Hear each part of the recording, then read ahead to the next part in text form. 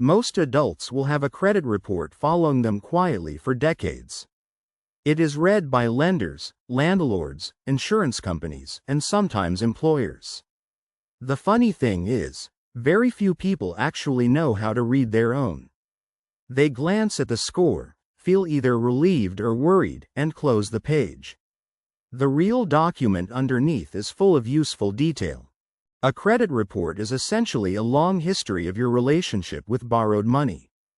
It lists open accounts, closed accounts, payment history, balances, credit limits, and inquiries made by anyone who has looked at your file. Different countries and bureaus organize this information slightly differently, but the underlying structure tends to follow a similar shape almost everywhere. The first section is usually personal information.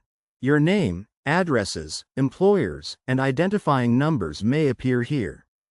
This section is important because errors here can be a sign of identity confusion or even identity theft. Reviewing the personal section is a small step, but catching a wrong address or unknown employer can prevent much larger problems later. The next section is usually the account history. Each loan, credit card, mortgage, and similar account appears with a status, a balance, a credit limit if applicable, and a record of monthly payments. This is where most of your credit story lives. A few minutes spent here reveals how lenders see you and which accounts are quietly helping or hurting your file. Payment history within each account is shown as a kind of timeline. Most months should display an on-time mark. Late payments may show as numbers indicating how many days late they were. Collections, charge-offs, or settlements may appear as separate marks.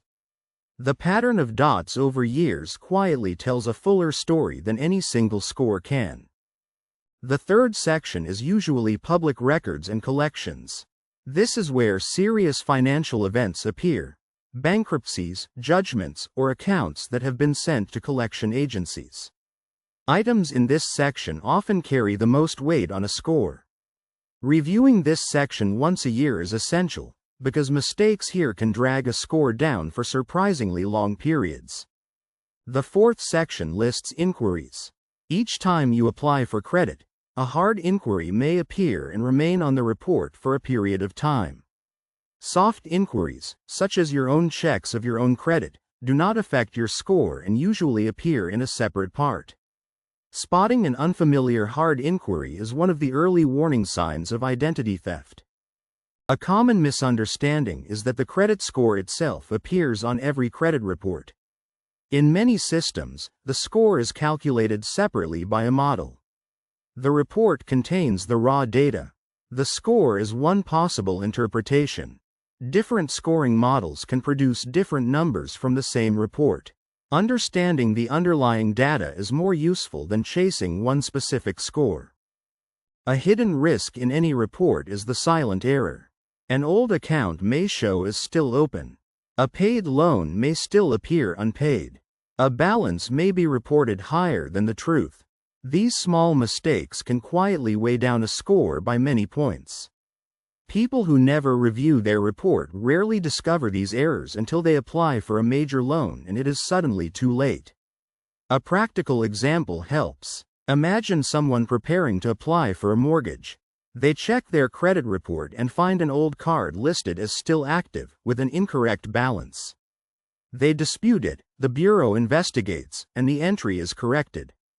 Their score improves by several points before they apply, which translates into a better interest rate on a very large loan. What beginners often misunderstand is the speed at which information moves on a credit report. Updates usually happen monthly, not in real time. Paying down a card today does not immediately appear on the report. Planning around this lag is important. If you want lower balances reported, you may need to pay down debt several weeks before applying for a major loan, not the day before. There is also a psychological angle.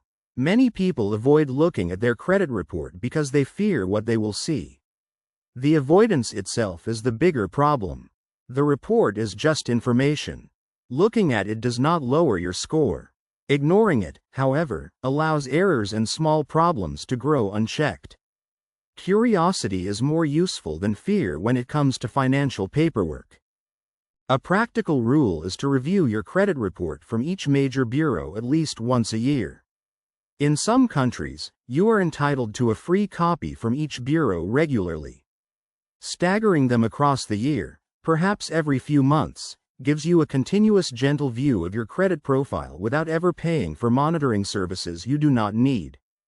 What to avoid is becoming obsessed with the score and ignoring the report.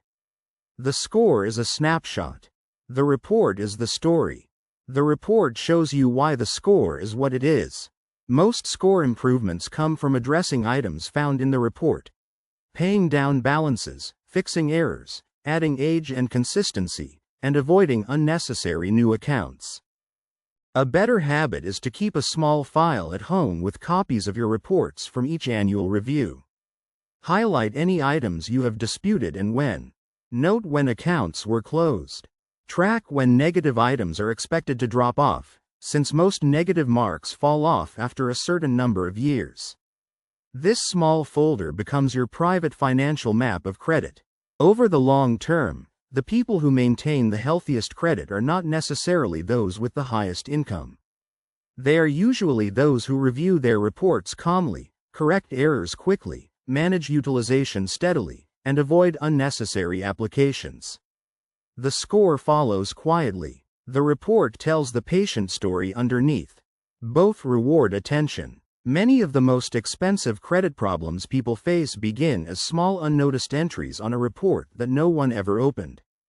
A small habit of quiet, regular review prevents most of these problems before they ever grow. To summarize, a credit report is a detailed history of how you have used borrowed money. It contains personal information, account history, public records and collections, and inquiries. It is the raw material from which credit scores are calculated. Reading it carefully reveals errors, opportunities, and signals you would otherwise miss by glancing only at the score. A small habit of opening and reviewing the report once or twice a year often produces benefits far larger than any clever credit hack. The final takeaway is empowering. A credit report is not a verdict. It is a document, written about you, that you have the right to read, understand, and correct. The sooner you learn to read it, the sooner it becomes a tool that works in your favor rather than a mystery that quietly shapes your life from behind a curtain. Most people who feel powerless about their credit feel that way because the report has always been invisible to them. Once it becomes visible, manageable, and routinely reviewed, the entire experience of dealing with lenders, landlords, and large purchases quietly becomes easier and far less stressful. The simple act of reading begins a long, calm process of taking back control of your own credit story.